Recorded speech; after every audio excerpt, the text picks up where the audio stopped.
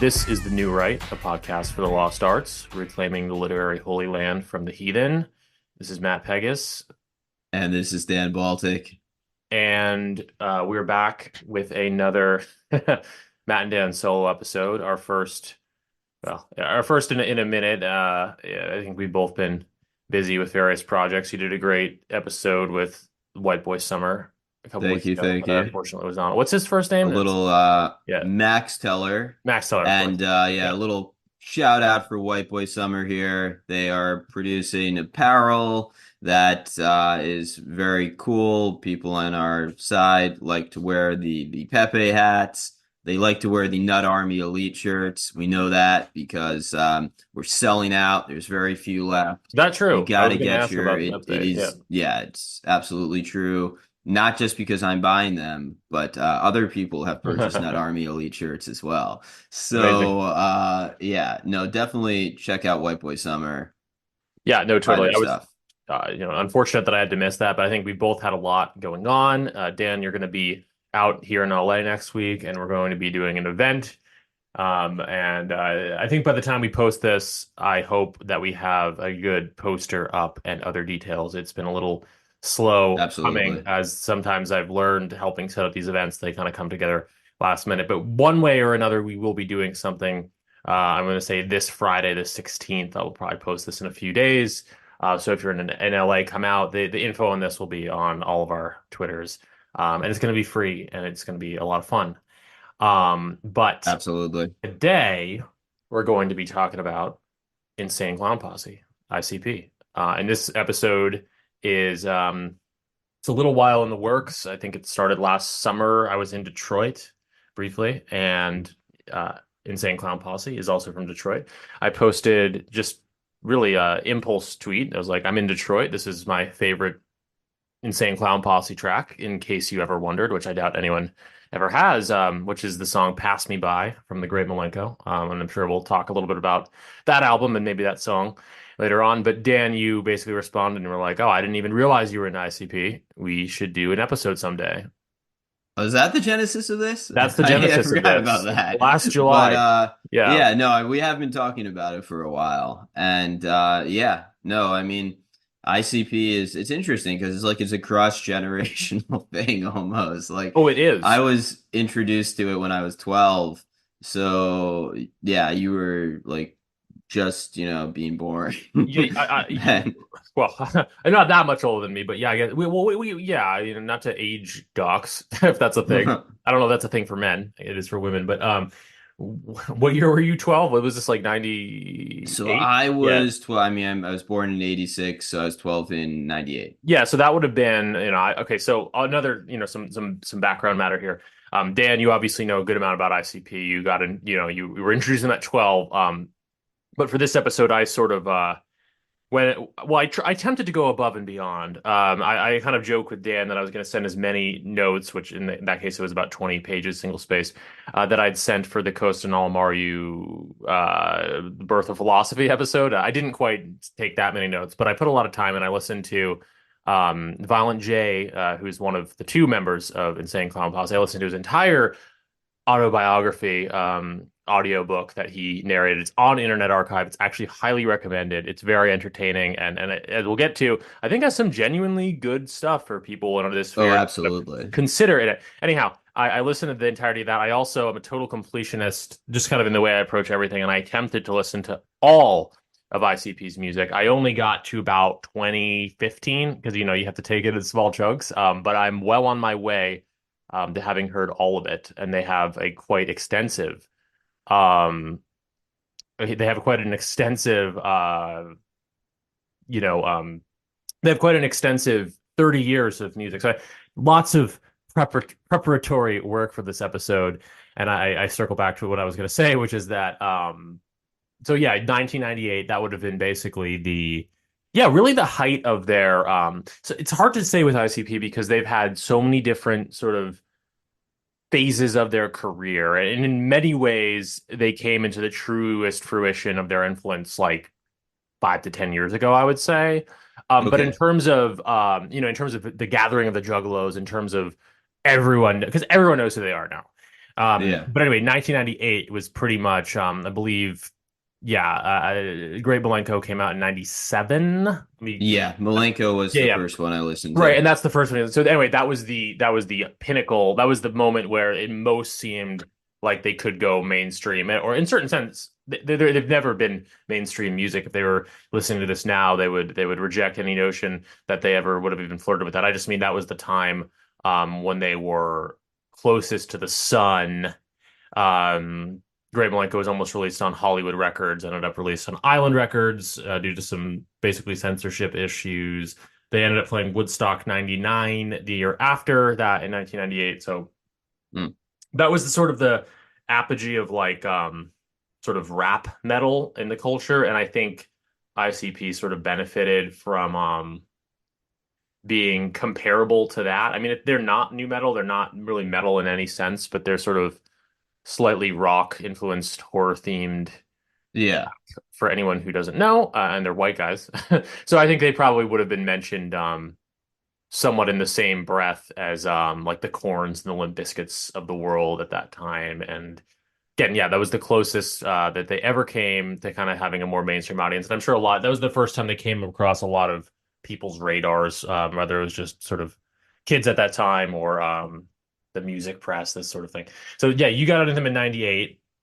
I got into yeah, solidly. I got into them in 2008. So Okay. exactly 10 years later. I mean, I don't know what the date was, obviously, but I mean, I know for me, I don't know when you got into them. For me, that it was fall of 2008 because it was the fall going into eighth grade, which is the perfect time to discover Insane Clown Posse. But yeah, I Okay. was roughly the same age. I was I guess I was 13 in 2008. So a Yeah. tiny bit older. But you were kind of before we got on, you were telling me about like your initial impression. So why don't you tell us a little bit about that, like what that was like as a 12-year-old, who it was that introduced you to, and how it kind of evolved. So when you're like 12 or 10, whatever, I feel like that's the age where you're kind of first discovering music. Hmm. So to kind of set the scene, when I was 10, it was 96. When I was 12, it was 98. So I was, you're just kind of like figuring out, oh, what is a guy who's like me? And you don't really like have a sense of who you are when you're 12, but you're like, Yeah. what should I be listening to? And you're like, oh, I'm a white guy, whatever. What's my vibe? What's my Right. thing? Right. So Good way of putting it, I yeah. remember, initially, like I'm like, oh, I'm supposed to like rock. What's popular? So I remember listening to Hootie and the Blowfish and Wow. I being don't think like that's the very most common one to start with, but go on. well, keep in mind, this was like 96 or Oh so yeah. No, I wouldn't even 97. know. Yeah, yeah, yeah. Like they were very popular at the time. Yeah. So that like the Spin Doctors, some other stuff, like very, and I remember and shortly it's to skip ahead, would Hmm. be to, discuss I got into Marilyn Manson, I Yeah. got into Metallica, all of that. But actually, between that and Hootie and the Blowfish, there's the shocking introduction of the Insane Clown Posse because Yeah. my friend he gave me one of they had CDs back then. He gave me one of their CDs, Right. and we actually might have even been a cassette. And we were listening to it, and I remember just being like, I was 12, whatever, and the lyrics, the rap, it was just so like so obscene, so Right. violent, so in your face, and it was just the furthest thing in the world from Hootie and the Blowfish. And I remember just having my mind like blown by by the Insane Clown Posse. Yeah. And I listened to Malenko. I bought That was maybe the one or album. It was a two great of yeah, it Malenko. was the Yep. Great Malenko, and I listened to one or two of their other albums. It never, probably for the reasons you're discussing, like they kind of almost made it through to the mainstream, but were branded as like, this is silly, this is gross, this is white trash, Definitely white whatever. trash. Yeah. So Definitely that's how it's I, perceived. Yeah. yeah, so I went on to, get into Manson, and from there Metallica, and real like heavy metal connoisseur of sorts, connoisseurship, Queensryche, 80s, all sorts of 80s metal, Megadeth, Yeah. whatever, Judas Priest, and also rap because that was very popular in the early 2000s. And you have to listen to what's popular. No, And I sure. kind Yeah. of left ICP behind. Most And people do. Yeah. yeah. If they get into them at all, they leave them behind and pretend they never had anything to do. That was the case, at least your generation and mine. I have an opinion that it has quite possibly changed, although I'd have to be in high school or something to know. I think they're regarded differently now. I think they're treated, Good. They yeah, should be. good. I think they're regarded with a large degree of humor, and we'll get into kind of how that their image has changed basically to a considerable degree, and people have nostalgia for them.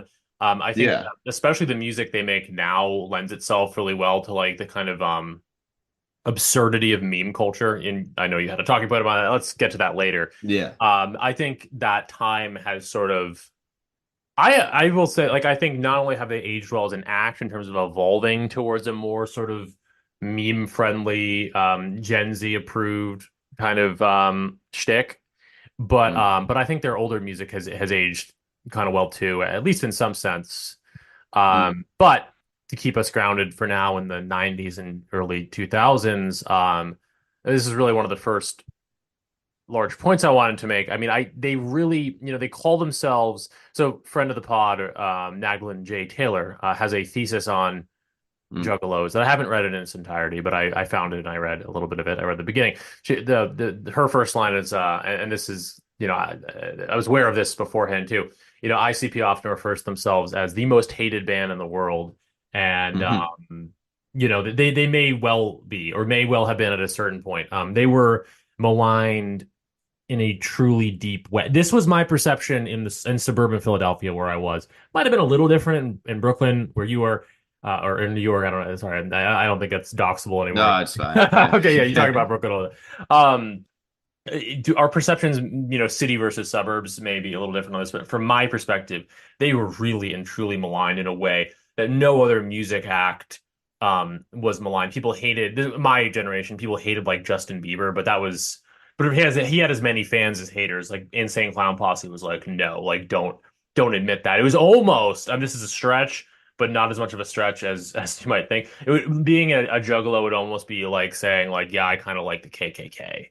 Like, I mean, I really think it was that level of like you would be seen as that level of trash.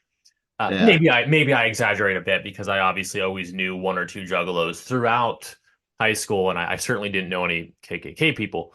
But like it was a real like I can't really fuck with you if you're into this kind of Yeah. um again I think that's changed, but that was very much my perception, and something that, and you said it also triggered me to want to say this. Like, yeah, you get into Manson. I was a huge Manson fan as well, and still am. And other acts like that, and they're like, in terms of the content of their lyrics and even their appearance in certain ways, they're not like night and day difference with ICP. But what was interesting about the degree to which ICP was maligned, it wasn't just like, oh, mainstream audiences hate them. It was like a lot of people were like, yes, I like 80s metal and I like Manson and all this stuff. But let me be clear, I am not a juggalo. I do not like Insane Clown Posse. There was a lot of kind of Yeah. narcissism of small, not even narcissism of small differences, but like a lot of subcultural drawing lines in the sand. Like people who like stuff that sounded an awful lot like ICP would be like, but no, fuck those guys. And I don't exactly. I think a lot of it has to do with their fan. For people who don't know, who maybe listen to this, the ICP's massive and dedicated, almost cult-like, and I don't mean that in a negative sense in this case. Following are called juggalos, and I think a lot of them maligning of ICP. Beyond people just genuinely not liking them or thinking they're dumb, was a total fear of being lumped in with juggalos Yeah. is my perception. Yeah, how was so yeah, in my perspective growing up, suburban Philadelphia, friends from Boy Scouts, friends from wherever, um, hated ICP and thought it was trash. But I always did know. like a few juggalos, and it was like that, but that like perpetuated the identity. It was like, the more one side of the Yeah. aisle hated, the more the other side of the aisle embraced. That was very much a thing.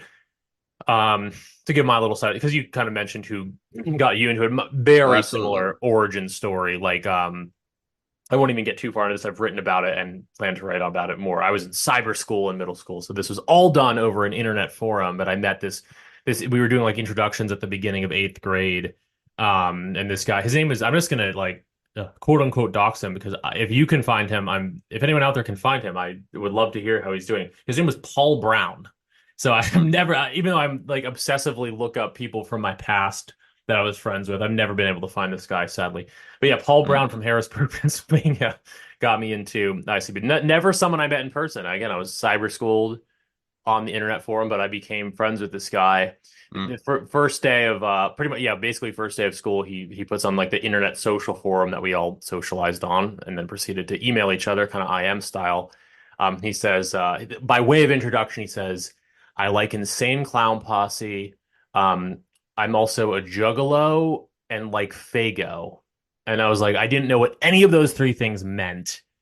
Uh, Yeah. they basically all meant the same thing. Fago, of course, being the um, you know, Soda. discount Pop. bargain Detroit-based soda that comes in all kinds of weird flavors. And that is absolute cultural signifier of Juggalodom. I was gonna crack a joke at the beginning of this. I'm drinking a LaCroix, which I believe is also bottled. I believe is also As am Michigan-based I, soda. Matt. Yeah, and Dan is too. And listen, and LaCroix also comes in similar to Fago. LaCroix comes in different color, all kinds of different crazy colors and tastes, flavors. So I remember a meme circa like 2016 that LaCroix is basically Fago for people who listen to Iron and Wine. And who can That's deny it? funny. And it is bottled in Michigan too, so I do like that little similarity. But anyhow, so I look up after Paul Brown posts this, I look up Insane Clown Posse. I used to listen to all of my music because we had like severe web restrictions on our school issued computers. But we had an iTunes library, so I'd listen to everything like 30 seconds at a time, samples. So that was Mm. how I first heard Insane Clown Posse, was 30 seconds at a time. Interesting. Yeah, and I definitely didn't I wasn't I think I'd already been, had I? Maybe not. I'd already, I'm trying to think of this timeline. I'd had some exposure to like the Marilyn Mansons of the world. So I wasn't shocked, totally shocked. I'd heard things of a similarly ribald nature. But what was really Mm. striking to me was the sound. Like I couldn't tell if it was rock or rap or something totally different. I mean, they were basically Yeah. described as hip hop, but they sounded very, very different. I couldn't place it. That was more my perception. Like I couldn't place it sonically, and still can't. Perhaps it still very much is its own thing. They have some songs that are kind of rap in a straightforward sense, but most of it is really its own genre. And even the other bands on their record label, Psychopathic Records, for the most part, are like more straightforwardly rap than them. ICP is kind of its own theatrical thing. Yeah. I mean, that's one Um, of the things that yeah, struck me most when I first heard it. It's both a song, but usually a it story. has, yeah, it has a story element, sometimes even like a skit type thing that Often, leads yeah. into it, like a short like radio play. And this is, as we were talking offline before we started, this is right on the heels of the popularity of groups like the Jerky Boys, who in the 90s had albums where they just prank called people. So before people had like cell phones where you showed people's numbers and you like would just not answer if it was, some fake number, you actually, you couldn't see that. And, Right. someone called you, you just would generally answer the phone because you want to know who it is. There was much less telemarketing. So this group, the Jerky Boys, would do these elaborate prank calls and record them. I don't know to what extent they were ever sued. They probably were sued quite a bit. But they were very popular, gold Yeah. selling albums, platinum selling albums. And so this kind of style of like telling a story and saying in kind of like a dry tone, just landing these outrageous lines, which is kind of like like the Yeah. ICP songs will sometimes mimic a format where you're like it's like the Violent J talk show or something. Yes, Maybe that's often. not in Yeah. yeah, maybe Yeah. that's not an actual song, but that's like the general There's one like called The vibe of Shaggy their Show. Yeah. okay, yeah, something like that. And so you have them like delivering these skits, delivering these kind of like comic lines mixed with the music, mixed with rap. And so this is something that, when I first heard it, I'm like, oh, this is really different, especially to someone who really hadn't heard a lot of music at that point. But I think it stands the test of time because now I'm, God, so 12. I am 25 years later, Matt. Yeah. I still have not really heard stuff that's very much like it.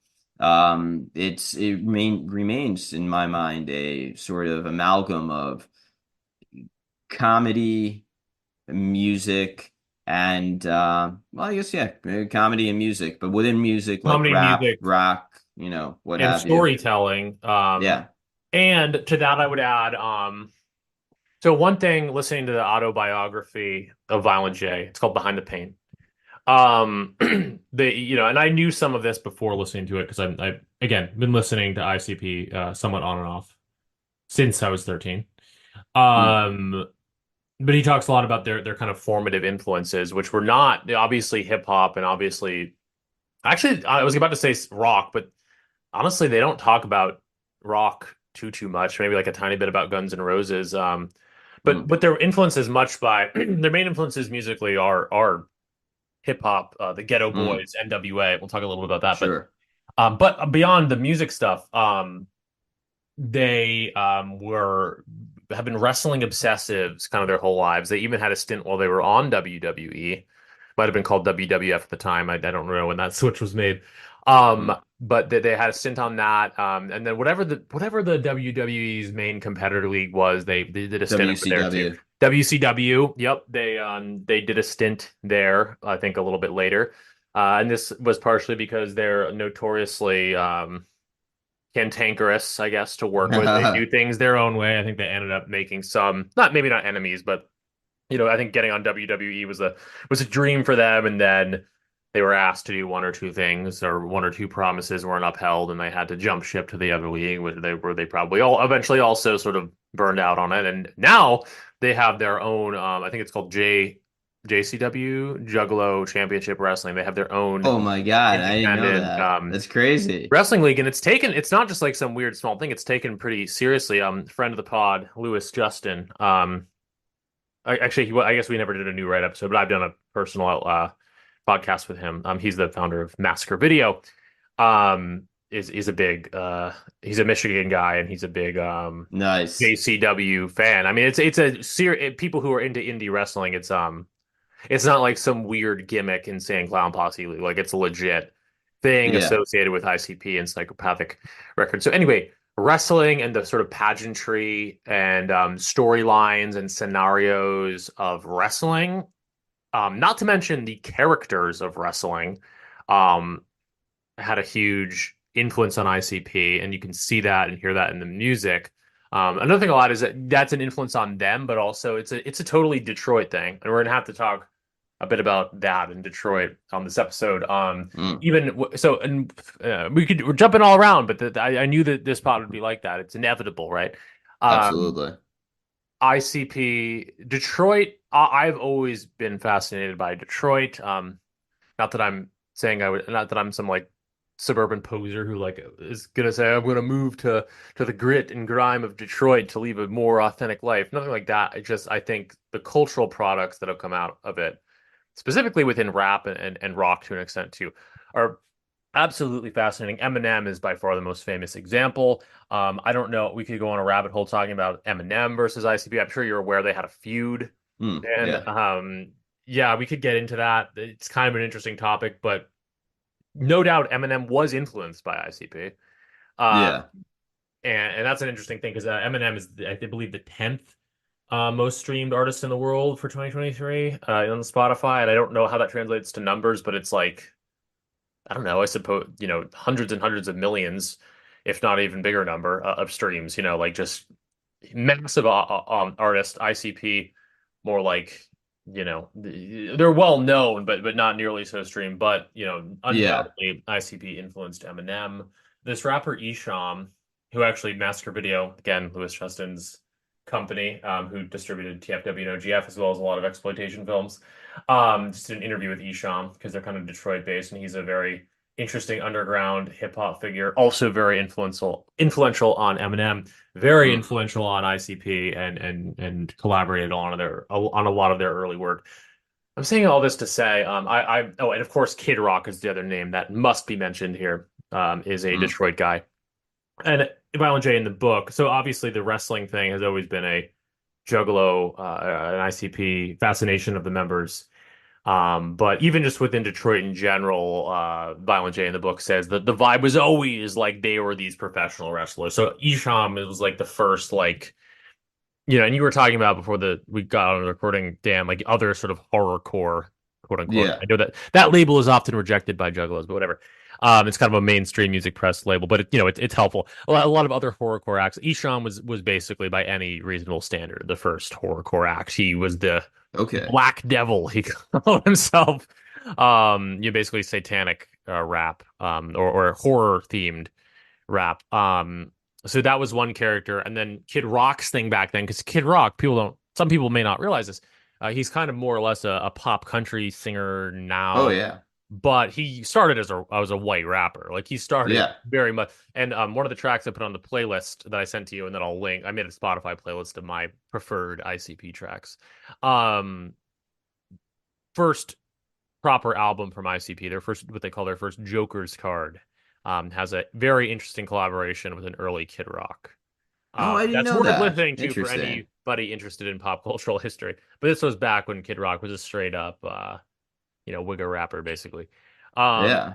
and so anyway, Violent J said, at that time, and this is still kind of how Kid Rock is. His thing was like that he was like a redneck, and so he'd like Yeah. come out onto the stage like on a tractor with a piece of straw hanging out of his mouth. Point being, the professional wrestling rap thing was always connected.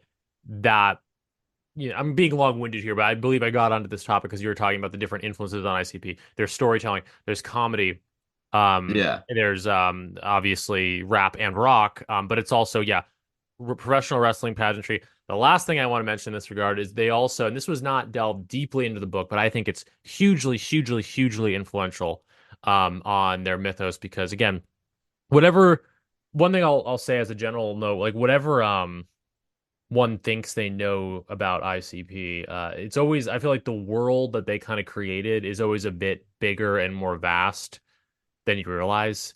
They've Yeah. kind of business managed their whole thing, and it's always.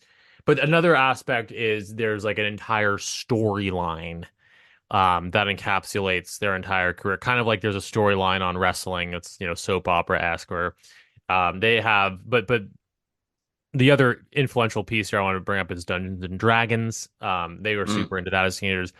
That plays into their mythos very much.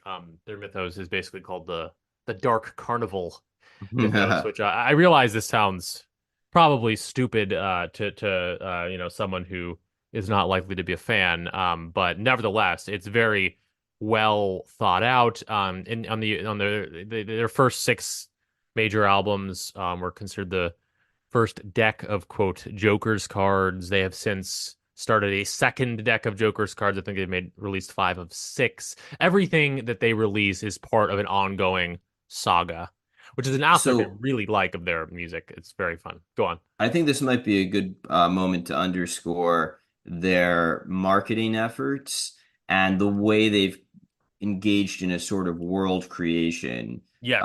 that has yielded not only sales but the Juggalos, an actual, group of people who identify as yes fans of ICP, but it's become like a genuine subculture, and this is all rooted in.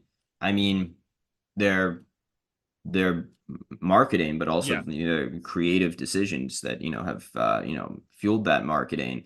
So a band, you can make music and distribute, you have a mhm, distributor, whatever, you focus on the songs, right? You right, focus on, I'm going to make the best songs, the catchiest songs, and maybe you give some thought like, oh, I'm going to come out on stage wearing X, Y, or Z. right, But they decided to, not only like, we're going to wear clown makeup, we're gonna, constantly throughout our songs reference our fans, call them the Juggalos. yeah, We're going to make a local soft drink brand, Fago, synonymous with our brand, right, which leads to, inevitable, partnership opportunities.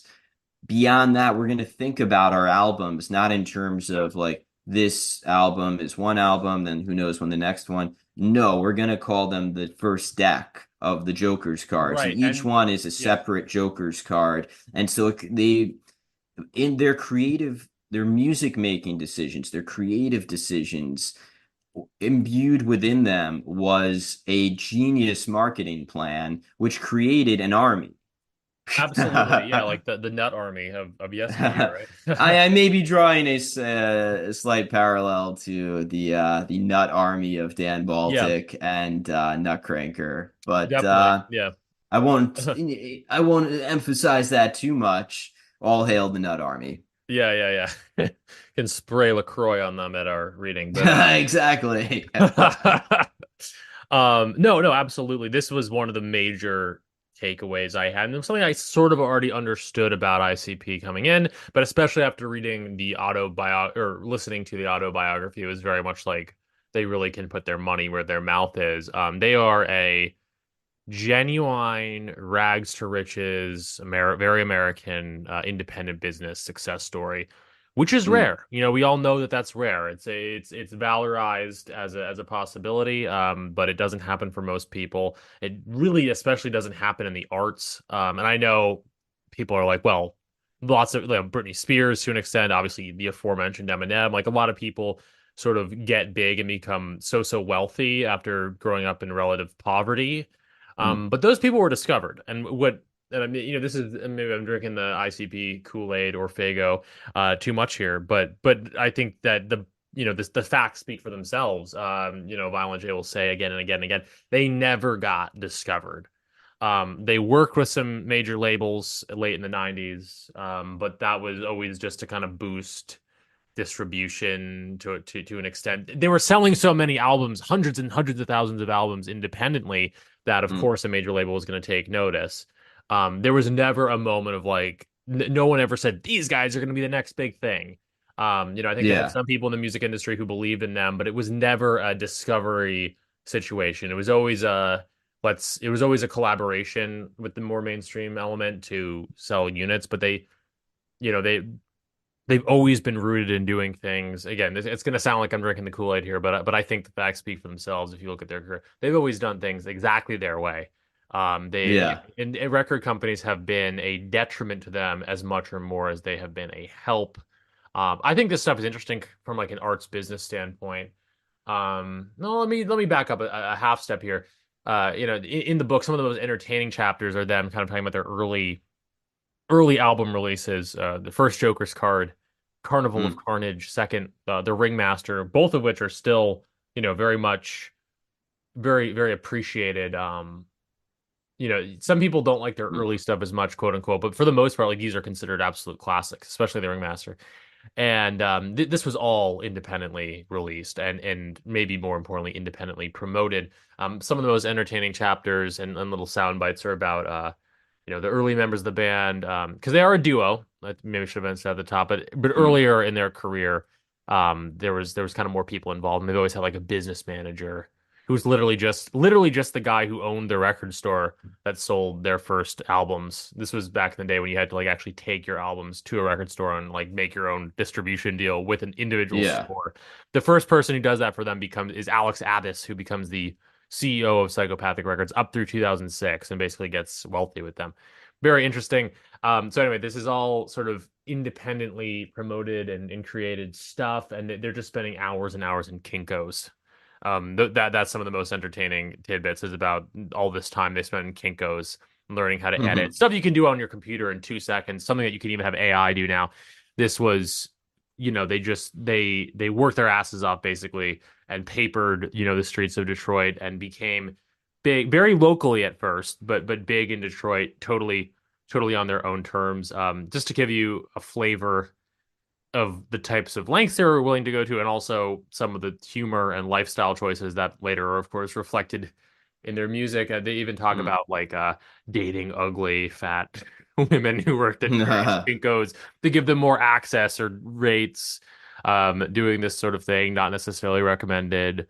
But yeah, just incredible stories about self-promotion, which I think is very aspirational, frankly. Think what you want about ICP, hate their music, hate the fact that it's rap and that they're degenerate. But if you're trying to publish your own stuff, like most of us are, promote your own podcast or whatever, like take note. I mean, they did it. Absolutely. They did it very, very well.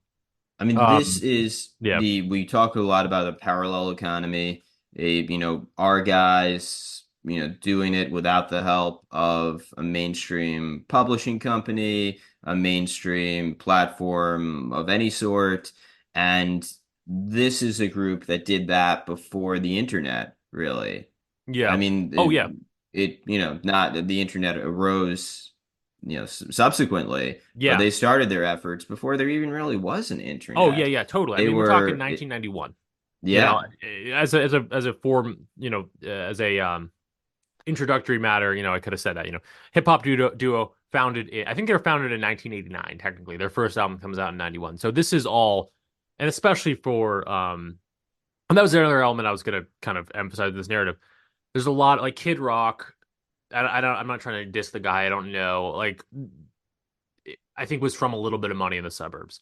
Um, yeah, ICP, I actually think they're also technically from the suburbs, which some haters have pointed out, including Eminem. But they grew up dirt poor. Like that's a matter of you know, not public yeah, record, but it's no one disputes that. Like if you look at what the story was, they grew up with absolutely no money. So especially 1991, 10 years. I mean, there is an internet, of course, but it's 10 years before even average type people would have any access to it, and certainly not people growing up in poverty in Detroit adjacent Michigan would have yeah, had access to. Their resources were extremely and genuinely limited, and they made it work. And it really is quite impressive. I am at a loss to think of anyone else who's really done anything similar, frankly. It's quite yeah. inspiring. Yeah. Quite the white pill for what many of us are trying to do here. Yeah, and of course the game has changed. Now there is an internet, and we're competing with many more people trying to do the same thing. But it still is a white pill because it still is. The game is very different, but the spirit I think remains the same. And a lot of the advice that Violent J gives in the book is kind of basic bitch stuff. But like when you hear it from someone who succeeded, you realize the extent to which it's true. It's just you have to work much much harder than everyone else, and you have to he's kind of a big believer, as like I find almost all successful people are, in these concepts like the law of attraction and basically the Yeah, mindset of not accepting anything but success, like not considering the possibility of anything but total success, is the yeah, secret ingredient, and this seems to have very much worked for them. yeah. I think another aspect that's helpful is a high bar to entry, Yeah, whereby you create a subculture, a world with its own rules and all of that. So it rather than kind of being dissolved in the vicissitudes and ephemera of the culture, it persists. You create a mythos for your group, your whatever. You create a buy-in where after someone takes the time to understand what it means to be part of what it means to be a juggalo, yeah. then it's like, well, I did all this work becoming a juggalo. I might as well stick it out and go to the juggalo events and Yes, stuff and of that actually that nature. that because I listen, I'm a big fan, and genuinely, I'm not. there was a big deluge of like juggalos are misunderstood content circa like 2015. And I think they are misunderstood and I'm sympathetic and all of these things. Um, but I wanted to not, I don't want this to be yet another, oh, like sociology, juggalos are kind of misunderstood and they're actually just poor whites. I mean, I think some of that's true, but I want to own it. Like I'm like genuinely a fan of these guys. Am I a juggalo? I don't know. I don't know if I can describe myself that way. And I'm not saying I'd like fit in at the gathering of the juggalos, but like I am an unironic fan of their output. I think some of it's really misunderstood, underappreciated. Some of it's just funny. It's not for Yeah. everyone. But I will give props to these guys. If I met Shaggy and Violent J, Shaggy Two Dope and Violent J, those are the names of the two band members that persist. Again, they started being more like one of these Public Enemy NWA groups with a bunch of people, and they kind of whittled down by 1993 or so to that core duo, which they're most famously consist of. Anyway, if I ever met them, I would tell them that I've been down with the clown since I was 13, and I don't think I'd be faking the funk. I mean, I think. So anyway, how did I get onto that? I just I wanted to add that caveat. Like I will own that. Like I like the stuff, and I'm willing to praise it here. But of course, Matt there's Vegas also down with the clown. You heard it absolutely, here. absolutely. Where was I going with that? Branching nodes of different things we could talk about. But okay, so I really like them and I respect Juggalos. Hard stop. In order to not appear too much like a sycophant, you mentioned this buy into entry thing. Um, I don't necessarily condone everything that Juggalos have ever done. I think that, and I bring this up. I'm not going to give a firm opinion because I don't want to appear to be a sycophant not sycophant's the wrong word. I don't want to appear like it's not like ICP can do no wrong, and it's not like they can do no right. I mean, I think an open question because I talked to another friend from Michigan on the way into this who had a pretty negative take on ICP and Juggalos. And his kind of point was like it's even in saying this, I think there's nuance, but like basically that the whole Juggalo identity is like sort of accepting the role of white trash, so to speak. Um, kind of rallying around not transcending a sort of down and out ghetto identity. Yeah. And I can certainly see how that's the perception. And I certainly think I've never been to the gathering. I would definitely go if if the opportunity arose. And I think there's probably some very fine people there. But also like I'm sure you'd see some stuff there that's like not people living their best lives. And to what extent this is a bigger like kind of philosophic question about music in general. Like to what extent is music like a palliative thing for people in bad circumstances? To what extent can it Yeah. perpetuate negative things?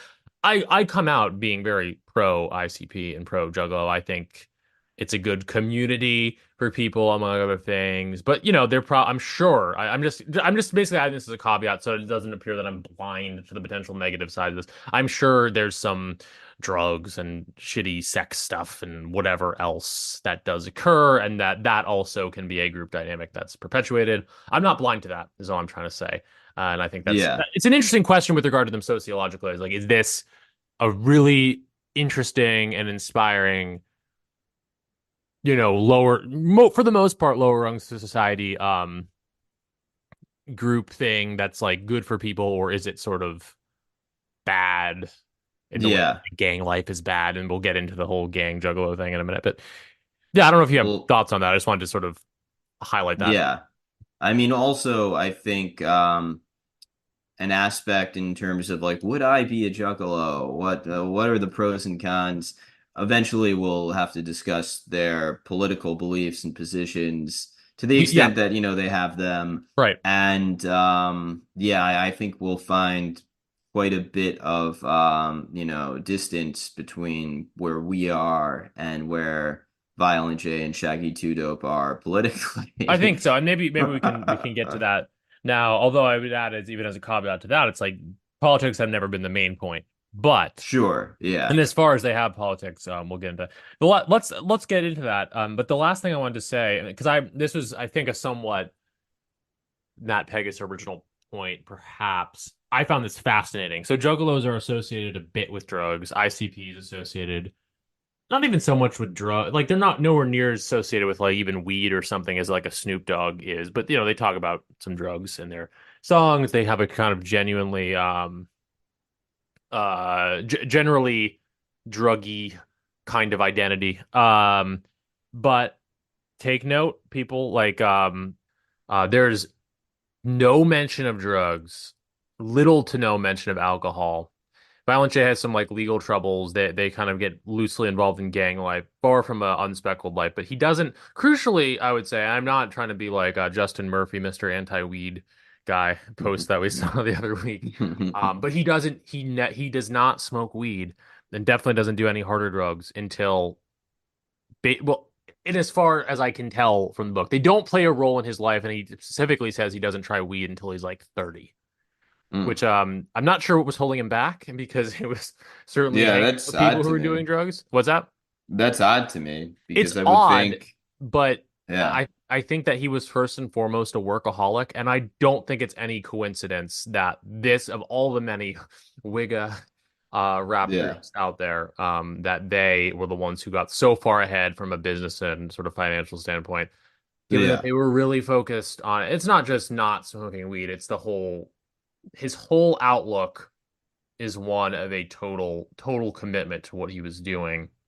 And yeah, I just thought interesting. I don't know if anyone else has really brought that up, but I just don't think it's a coincidence that for as druggy as a lot of juggalos are now, and as people associate ICP with making these kinds of bad choices, really was not a part of the story at all, and until he starts touring and like basically starts smoking weed as a anti-anxiety sleep aid or something. Like that's what he brought it up as. And I'm kind of the opinion, not to get into weed politics and all that, I'm kind of the opinion that it's worse when you're younger, and once you're like 30 you can kind of make your own moderate Mm. choices, I guess.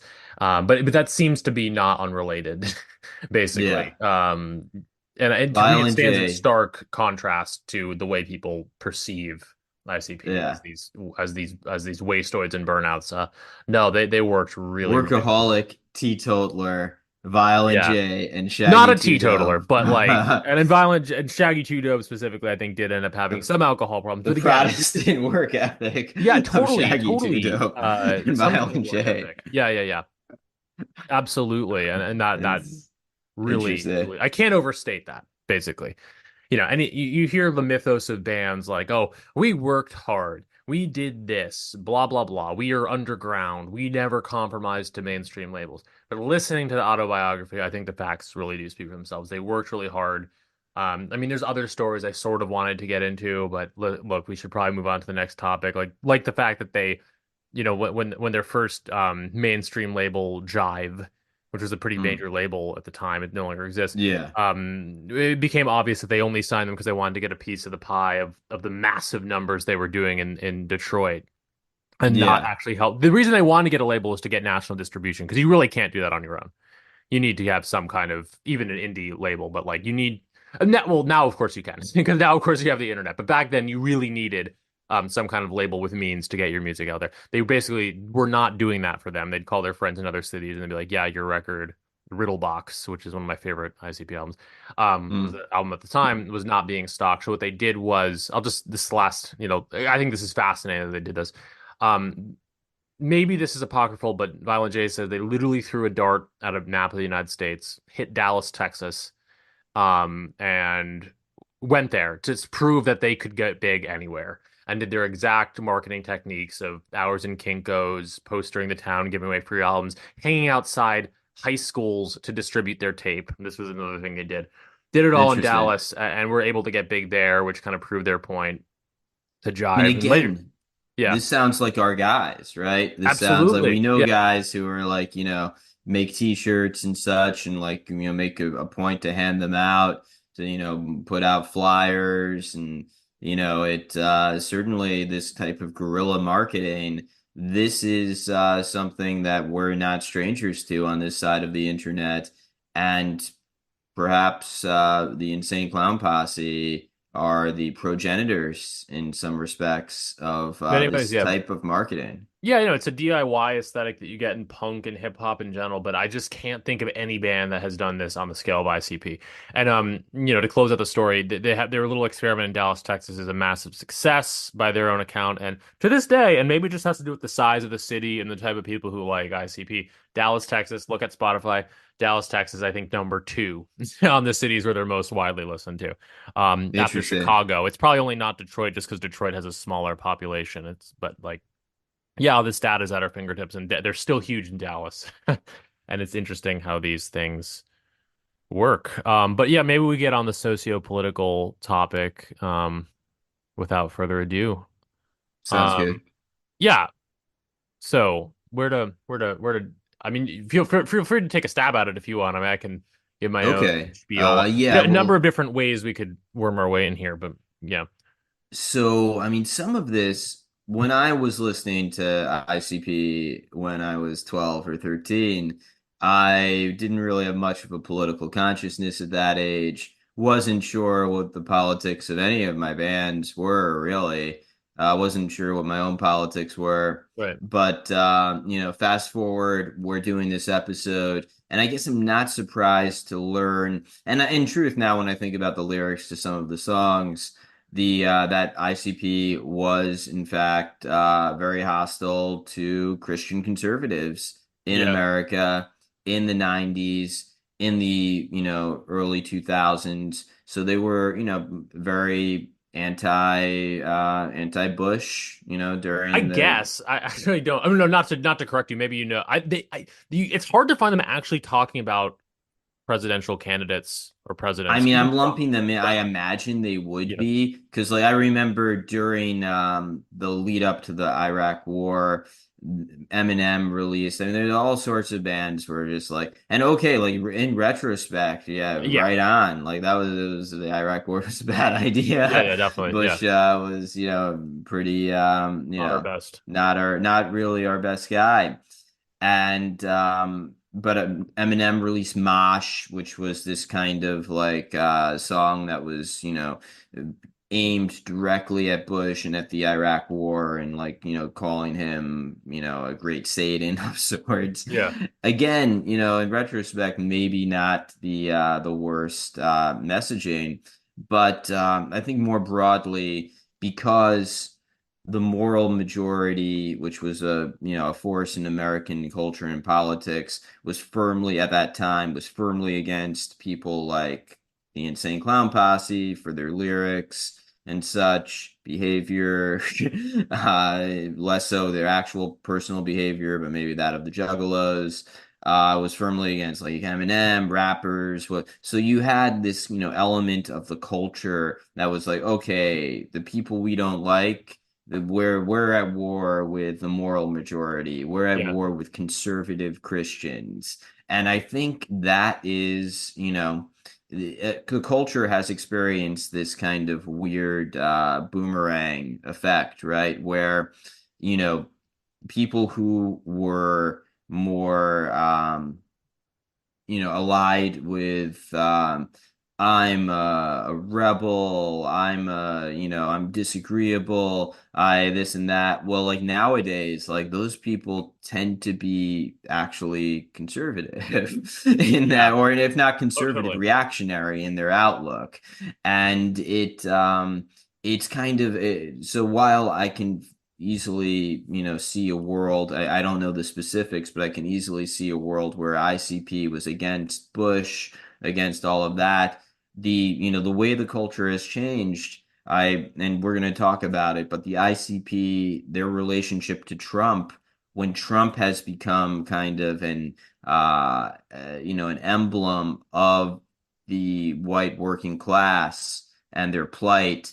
Well, like, what is a juggalo if not someone who comes from the white working class? So Yeah. I'm curious how exactly ICP and bands like them are trying to square the circle now that politics have really changed. And Republican used to mean I'm a guy at a country club. I'm a Yeah. rich, The together type of people guy. they really did Now, like. Yeah. It yeah, means slightly now it different. Yeah. means like I I'm a laborer. Yeah, I I'm mean, a white partially. There's still, it's laborer. as with all politics, it's a union of maybe them with the country club demographic. Yeah, it's a realignment. Somewhat, but I think country Yeah, club demographic, like it a depends. Like lot of if them you're have a stepped small back. business Yeah, owner, you're an independent, like, you own a car dealership, maybe you own a law firm or what have you, you own a yeah, small doctor's practice, maybe. But if you're like you work at Goldman Sachs, like country yeah. You're clubs like a like rhino, you're probably. definitely a Yeah, Democrat. yeah, You or a work at rhino, yeah, or or Rhino. But yeah, like even or then, something yeah, like that. Rhino, what is a Rhino? If you vote for Biden, you're not really Sure. yeah, you're Yeah, not yeah, a yeah. No, Republican totally. Or anymore, Nikki are you? Haley, I guess, or whatever. But yeah, no. Okay, so one wrinkle. Okay, firstly, I'll say, ultimately, though I don't endorse everything ICP has ever said politically, I think they do a decent job in this day and age, kind of squaring the circle. Hmm. And I say that because for the very simple reason, but meaningful enough, because again, their best enemy, Eminem. They later kind of buried the hatchet, no pun intended, but they had a rivalry with Eminem. When Eminem famously was, said some shit like, if you're a supporter of Trump, you're no fan of mine or something. I don't know. ICP's just kind of avoided the topic for the most part, but I was listening to I don't know if you know who Adam 22 is or like a No Jumper. It's like a well, I'm sure you've seen the memes about Adam 22 being a cuck, but Yeah, not even I that he's mean, a guy. I know I about him for the more current Yeah, I memes think and no, hey, such. no disrespect. I think Adam 22 is an interesting guy and whatever porn stuff, but he he really is an interviewer of various underground hip hop figures, and he's interviewed Interesting. Violent J many times, and I was catching up on one of his interviews, I think from a couple years back, but he said something. Violent J said something negative about Trump being a kind of bully mentality, which I mean. I wouldn't totally deny. I think that's the way he comes across to a lot of people is this kind of Yeah. high school bully.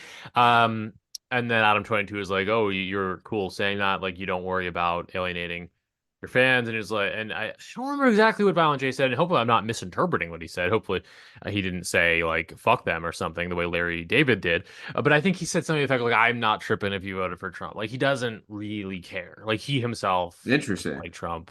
I don't think they're big Biden guys either. I don't know. Yeah. I honestly the close and this is speculative, but it seemed to sum it up pretty well to me. We all remember last year, about a year ago, when Tucker Carlson had Ice Cube on. Hmm. I kind This is speculative because there's no equivalent for ICP, but I kind of feel like so Ice Cube is left of center on many meaningful issues, yeah, policing stuff, BLM. I don't know if he openly flies the BLM colors. He probably has his Ice Cube, probably has slightly his own take on it, knowing him. He's an independent thinker. I think that's what he even said to Tucker. Yeah. All I'm trying to say, this is a little bit speculative, but my read on ICP, my read on Juggalos is that they're the kind of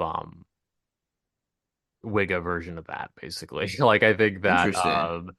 there is this is kind of a topic that's interesting in its own right. There is a sort of more populist string in a lot of rap music is associated with like BLM tier lefty stuff, obviously. But from the get-go and even to this day, there's kind of a more populist, even libertarian flirting with strain within sort of urban culture, black culture, rap culture. And you get it. You see it with people like Ice Cube, who kind of consider themselves first and foremost independent thinkers. They have lefty takes on probably foreign policy, probably policing, but like, I mean, he's definitely not. He's kind of a masculinist. Many rappers are that in their own way, and I that's the same general gist I get from ICP, except that they're even less political than Ice Cube. For the most part, they don't want to deal with it, but when you get into it, it's a populist mentality more so than a leftist one. It's a pro ghetto. It's a sympathetic to the little guy, their specific type of little guy, which is like an urban type of figure, Yeah. mentality, and like, yeah, I'm being more speculative about it with ICP because there's not a lot of proof in the pudding of like them reaching across the aisle or anything. It just That's the vibe I get, and the big one of the and we'll talk more about this. One of the major like socio-political inflection points with ICP is in 2017 when the FBI declares Juggalos to be a loosely organized hybrid gang. This becomes the political issue to end all political issues for ICP. They're justifiably outraged by this. Juggalos are justifiably outraged by this. They have a march on Washington that happens to be the same day as a pro-Trump demonstration. I'll talk a bit about that in a minute. Um, but yeah, basically, this is the type of thing they care about more than general politics. It's kind of looking out Yeah, their own. interesting. Yeah, I don't. Where was I? What was I saying with that? That's the inflection point. Sorry, what was I talking about right before I was talking about Ice Cube? Oh, all I was trying to say is if Tucker had been independent at that time, again, maybe this is stupidly speculative. I just think this is the cloth they're cut from. It'd be easy enough to imagine him inviting them on to talk about the overreach of the three-letter organizations. Because let's Oh yeah, remember, the yeah, FBI is no fan of Trump either. um, yeah, so I think that's what it is. I think it's they're maybe they're left of center in many meaningful ways, but they're not establishment left by a long shot. Nor are they like Marxist communists or something either.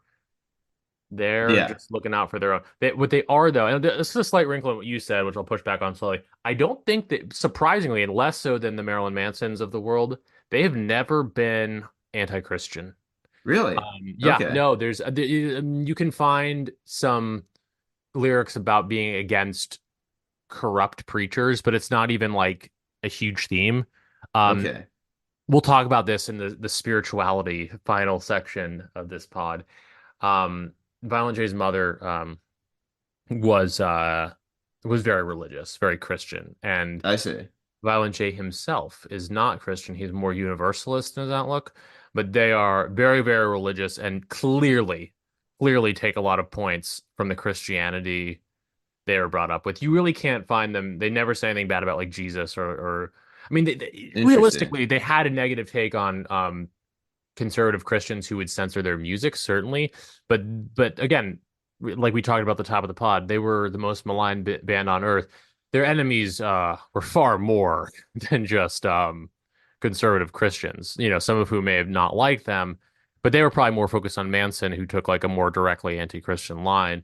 A lot of people Yeah. like ICP. It was just everyone on both sides. It was Tipper. I don't think Tipper Gore ever addressed them directly. They were just widely disliked. One Yeah. inflection point with the Christian thing. This is worth getting in as a soundbite. This is probably where they came in, came across a lot of people's and music journalists' radars for the first time. Is this little issue I alluded to with the Great Milenko, where it was actually I don't remember if I alluded to this or not, but basically it's on Hollywood Records, which was owned by Disney. But only in the way that like Miramax was also owned by Disney at the time. It's not like that doesn't make Pulp Fiction a Disney movie. But anyway, there's a Disney parent company ownership issue, and Disney, and this is kind of an example of the more things change, the more things stay the same. Disney's always been this weird place where I think it is a very progressive company, certainly is now, but they also are trying to appeal to a general audience, and now they're in their own cultural war with Ron DeSantis, but at the time they were under fire for having like starting like Gay Day or something at Disneyland. Yeah. And in order to combat that, they decided to axe the Great Milenko. They recalled the issue right before it was to go out. They basically canceled the tour. I mean, it's kind of the most despondent point in the late Interesting. 90s for ICP and in the book. But within a few days, the story this is I'm quite sure this is the first time they ever made a national headline. The LA Times hopped on it like, what the fuck is Disney doing? Like, because no one likes, in America, we don't like this kind of thing. Regardless of what side we're on, pretty much, especially if maybe it was more progressive leaning. LA Times certainly is, but there was basically the journalist class hopped on the instance of Disney basically doing something shady to try and, I guess, Yeah. throw a bone to their conservative critics. It's actually, maybe I'm missing a detail. It's now that I'm saying it out loud. It's like, I don't know why not releasing it instead. I don't think it was like they weren't doing it for no one really knew who ICP was at the time. So it wasn't like conservative Christian groups were like, don't release this album. It was more like they were getting scared, I think, and they were like, we got to stop all our. No, I'm sure there was other fallout from that too. We got to stop all our non-family friendly stuff. So the Great Milenko almost became a casualty of that. Mm, But it probably did them more good than harm in long run because they ended up signed with Island Records, who they had their best sort of mainstream record label run with. They got a lot of mm, attention. It probably ended up doing them more good than harm. So my point is they're definitely not completely outside of that moral majority, cracks down on music thing. But to a funny extent, that was never their most major beef. They're very like happy-go-lucky. Even then, I would say, even during the height of that like little era of the pre and post Columbine culture wars, like what are our kids listening to thing, they were surprisingly not like combative against would-be censors. mm. Um, I don't know why. I think it's because they've always had this desire to reach across the aisle.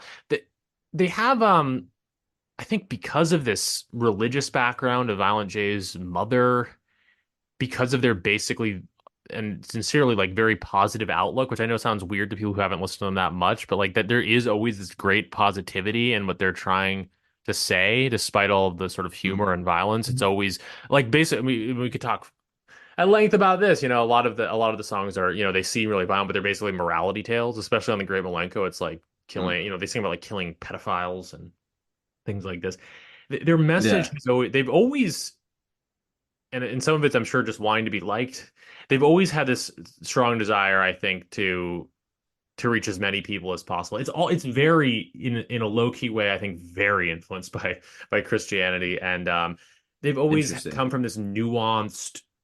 I'm gonna say white trash. I don't mean it that way, but you know what I'm saying. Like this nuanced place where they kind of they have their enemies. They call them rich boys and bigots. We'll talk about that in a second. And they also have a number of songs against pedophiles, which is kind of low hanging fruit, but nevertheless.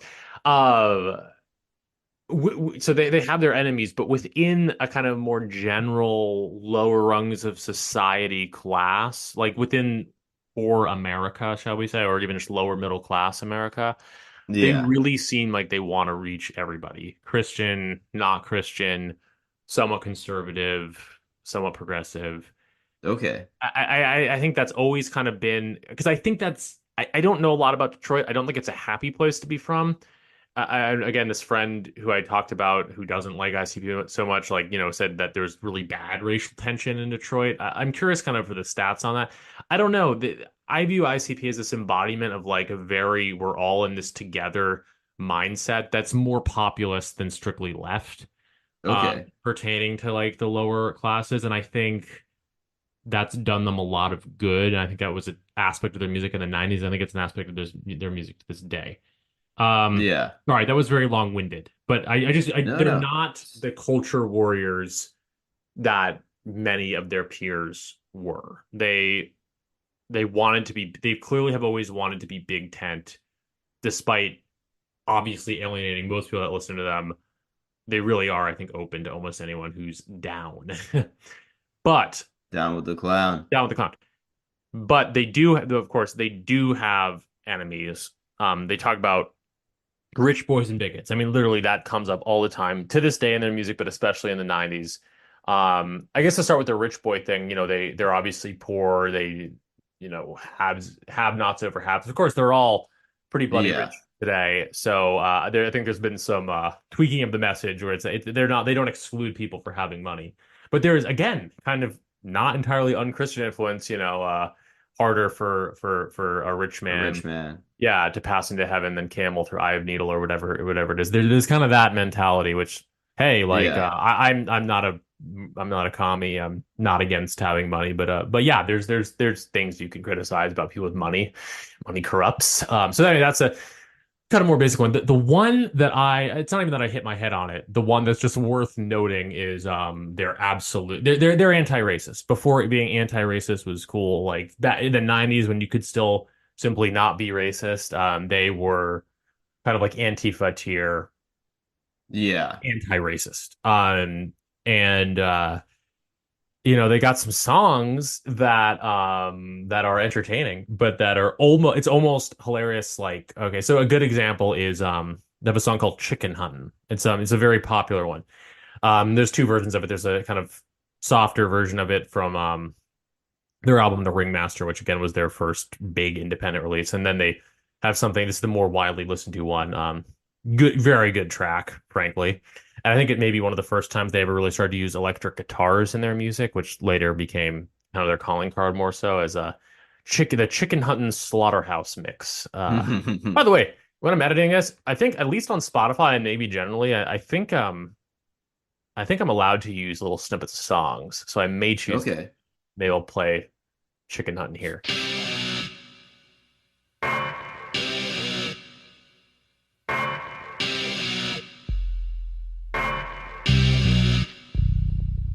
Well, I'm headed down a southern trail. I'm going chicken hunting, chopping redneck chicken necks. I ain't saying nothing to the hillbilly. Stick my barrel in his eye. Boom shaka, hair chunks in the sky. Why?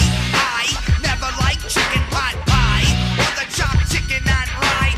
Tell Mr. Billy Bob I'ma cut his neck, gut slice, poke, chop, stab, cut. What can you do with the drunken hillbilly? Cut his fucking eyes out and feed him But to it the is a song about killing rednecks. Let's not mince words. And it's the type of thing that even modern Antifa types would probably back away from because it almost sounds, and I don't even mean this in like a white advocacy or in some right-wing fringe space thing here. I mean, like, it actually sounds, I don't know if racist is the word that anti-racist would use, but it's very much focusing on stereotypes of people from a certain part of the country. It talks about, Southern Yeah. accents and rednecks and all these things. All of it is what's the word? Predicated on the idea that these are racist people who deserve to die. So in their mind, there's a reason, but it really leans hard into basically demographic. It's white on white crime, Dan, is what I'm trying to say. White trash on white trash, which is listen, not even to cast my own opinions on it as of now. It's very interesting to think about kind of early 90s identity crisis. You're white rappers, and you're not like necessarily a self-hating white per se, but you draw this harsh line in the sand. Like, you are not these rednecks. Yeah. This is a hard line to say. They're also absolutely pervasive. But I think the Chicken Hunt and Slaughterhouse mix is the most widely listened to track. But on almost every record from the 90s, they seem to peter away from, they seem to slowly move away. They still will sing against racists to this day. They move away from talking about rednecks all the time by the Well, 2000s. And I'm not sure why. I have some ideas. this What is were you gonna kind say? of what Yeah. I meant when I said that they firmly are against Christian conservatives. I meant Demographically. more Yeah. against quote unquote bigots. Hmm. Yeah, I guess I'm Because sorry I'm they, being long-winded. That's the point I was trying to make. Is it's not the Christianity, it's the perception of bigotry. It's the good old boys, not yeah, they're friends. against, God.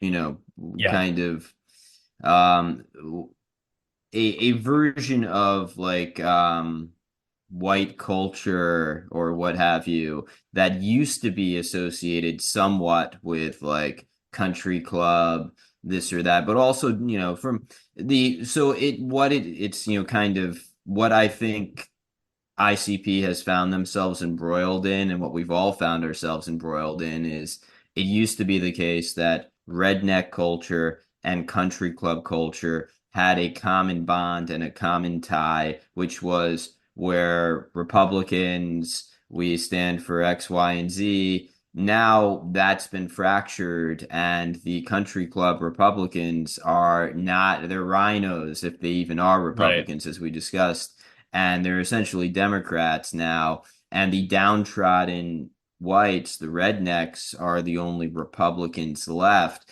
And so that places people like, Yeah, ICP in an interesting, place, because their fans are historically, like the Juggalos are downtrodden whites.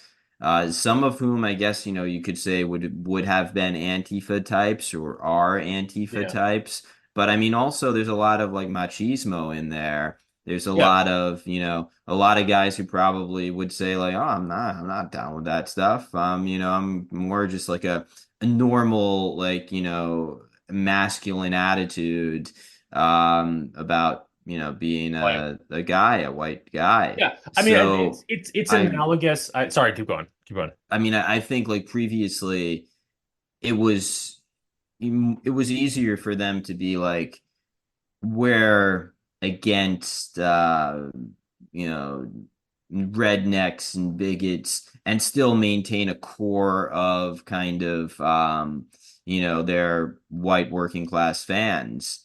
Right. Now when you say you're against rednecks and bigots, well frankly, like, so I live in New York City, certainly not a redneck. As to the latter, well, I'll let other people answer that Right. because, certainly the left would say I'm a bigot. The left was so like now suddenly a lot of their fans probably qualify as these bigots that they once Some of them do. Yeah. despised. Well, So I think one of the reasons why you have Violent J and people like that who are more chastened in this era and being like, oh well, how would you feel if your fans voted for Trump? It's like, well, a lot of them probably did, yeah, Yeah. things are different Some of them now. did. I don't know, but yeah, no, absolutely. And I think they didn't really talk about this in the book or anything, but I think there was a conscious effort. So they remain anti-racist. I don't want to. I'm not going to get into a thing of like, oh, this is why they're silly. Like, no, no, no. They're white rappers. I get that they're anti-racist. It's fine. But with that, and they still are. But what I appreciate that they've moved away from is, even though I actually think some of the songs like, on their first album, they have a song called "Redneck Ho," which is also funny about having sex with redneck women. But and some of it's funny, so I have a sense of humor about it. But I do think it was the right choice to not make everything redneck this, redneck that. They now have a rapper. I think he's one of the better. I don't think he's with Psychopathic anymore, but he had a couple albums with them. One of their better later signs on a Psychopathic Records is this guy Boondocks. Um, he's probably. I mean, I'm sure he's also anti-racist, but his whole image was that he was like the redneck juggalo. Mm. And it has like a little bit of a country rap thing going. I think they later sort of embraced and realized the extent they moved away from maybe not even maybe without even thinking about it. They moved away from the more demographic oriented attacks on so-called rednecks. Still I see. anti-racist, blah blah blah. But I think they realized that that was the wrong track. This country boy versus city boy thing was a brother war. Yeah. I think they slowly but surely realized that. Um, yeah, and I'm gonna ambulate back around the point. Like, I do think the best way to understand them politically is, yeah, and I bring it up because I think it's an interesting topic in its own right. This more populist strain within sort of urban ghetto and often black and hip hop adjacent culture, Mm. that exists. They're not all. I'm not just talking about Kanye or something. Although maybe he's some weird high profile example of it. There's a lot of, and I'm not praising all of it, but there's a lot of like conspiracy theories. Yeah, Yeah. there's more nuance there than people on a mainstream level would paint. And I'm not just talking about dumb conspiracy theories or anti-Semitism or liking Farrakhan or anything, although there's certainly that. But just generally, I mean, another good example is this guy Killer Mike. I don't even go too much on this. He just got arrested at the Grammys for some reason, but he's like this. Mm. Yeah, there's smarter people with more nuanced takes. He's like a pro-gun guy. There's a lot of blacks and a lot of people in the hip hop community who are like who don't want to be kind of roped in with the whole Democrat agenda. And Yeah. I think ICP is part of that element of hip hop. Another one, this ties into what I want to talk about a little bit. I mean, I think we can gloss it because we're coming up on, I don't know, hour and a half here. We can gloss over this a bit, but another, aspect of their music, I want to talk about kind of where I think they fit in with the history of hip hop, which I think is underappreciated by a lot of people, but certainly by a mainstream audience, maybe even by some hip hop fans as well. They work a lot. One of the major dudes who's I think played the last handful of Gathering of the Juggalos is KRS-One. Have you ever listened to KRS-One? Sure. Yeah, Yeah. I mean, back in like the day, like one of the first rappers, really. one of the first rappers and one of the first very socially conscious rappers. He's Yeah. ostensibly a lefty guy, and hey, I definitely don't support everything he says. I was just looking up kind of the history of some of the silly, if entertaining stuff he said, like when 9/11 happened, we cheered, and then he clarified it's because he doesn't like the establishment, whatever. KRS-One endorsed Ron Paul in 2008. So, there's these Yeah. weird, the image that it's all they're all Biden's fucking army is incorrect, and I think Yeah. that's sort of where ICP fits in. I think, oh man, many. I don't know if you have anything to hop in with. I have many nodes I could go off here. I was going to talk about the Juggalo March a bit. If you have anything No, else, I mean, that sounds good. yeah, I'll throw on the Juggalo March. yeah. We talked about that in 2017. They get added to the FBI's list as a loosely organized hybrid gang. I believe even the FBI maybe clarified that they don't mean all ICP fans. And okay, look, let's be fair. Juggalos. What's that? The Juggalos. Yeah. Just them as I a gang. It's funny. It's pretty funny. I'm gonna attempt to be fair here. I don't like the FBI, and I don't Sure. think they should have classified them as a loosely organized hybrid gang. That being said, I do think they probably were basing it off of some real world examples of not Juggalos as a whole. Certainly nothing that happens at the gathering, at least not that I know of. From the research I've done, it does seem that there are some loosely affiliated sort of cliques of Juggalo gang. There are Juggalo gangs. They exist. There's no doubt about Okay. that. Or if there is doubt about that, then the stuff I'm reading is totally propaganda. I do think Juggalos are disliked. I don't think they're disliked to the extent that there'd be a conspiracy theory that they're Juggalo gangs. It makes sense. Okay. The same way that a lot of other rap music is also gang affiliated a little bit. There's Crip themes Yeah. in this track. There's blood themes in that track. It's just that, Juggalos stick out because they're white and because they Yeah. dress in a flamboyant manner, because everything about Juggalo culture is so flamboyant. Uh, it's impossible to miss. But the general thing, like, of course, somewhat aggressive music with a poverty-stricken fan base is going to have some, and also all these, again, I tie it in with professional wrestling and Dungeons and Dragons. I think it's playful, but still, like, yeah, there is like a Juggalo hand sign. There's all these tattoos you can get. It lends itself so well to gang life that, Yeah. of course, that's there, is all I'm trying to say. That being said, anything, the FBI in classic form is overreaching by classifying them as a gang. Anyway, so that happens in 2017. Along with this great Malenko thing, it's probably another reason, another instance where ICP makes mainstream headlines and it turns a lot of heads, because even though they are very maligned, or were very maligned even as of 2017, like, a lot of people, a lot of sympathetic ears in the media and then music press were like, no, this doesn't seem entirely fair. Yeah. Um, I think it's probably not a coincidence or a mistake that that was happening right around the same time as Charlottesville, right? So you yeah, I have guess, yeah. the FBI, obviously they're looking at, oh, gangs of white people. That's a good Is point. I this don't know. I mean, I don't know. is this some sort of interest group? Is this, what's going on here? That's a really And interesting point. I and don't I know, think but yeah, go on. yeah, I think I 100%. I don't know, but I tend to remember in like the media or the discourse, people juggalos pushing back on it and being like, "No, we're not, like a racist group. We're not Right. a this or that. We're not a criminal group. We're not." And an attempt to kind of, I think, from the mainstream, from people who would be more like sympathetic to the New York Times, that the establishment angle, trying to kind of couch juggalohood in something that was socially acceptable in a way that other, like, I mean, because, like, okay, juggalos, that's contemporaneous with at this point, the Proud Boys, stuff like that. Right. And, like, obviously the mainstream media was not hospitable toward them. Yeah, totally. So, Yeah, that's an yeah. open question to me. Like, how much was it based on the same sort of overreach? Frankly, looking at probably some of the same areas where they thought thered be, Yeah. this is a dated reference, but it's not even Proud Boys, but like a traditionalist workers' party demographic. If you know what that Yeah. is, no longer exists. Heimbach. Yeah, No, I don't know I'm to what familiar. extent. What's that? I'm familiar. Yeah, okay, okay. I don't know to what extent it's like the product of the same overreach, the same, but it definitely is it definitely happens at the same time. And there's an interesting little synchronicity, not synchronicity, but or yeah, synchronicity just in the sense of happening at the same time.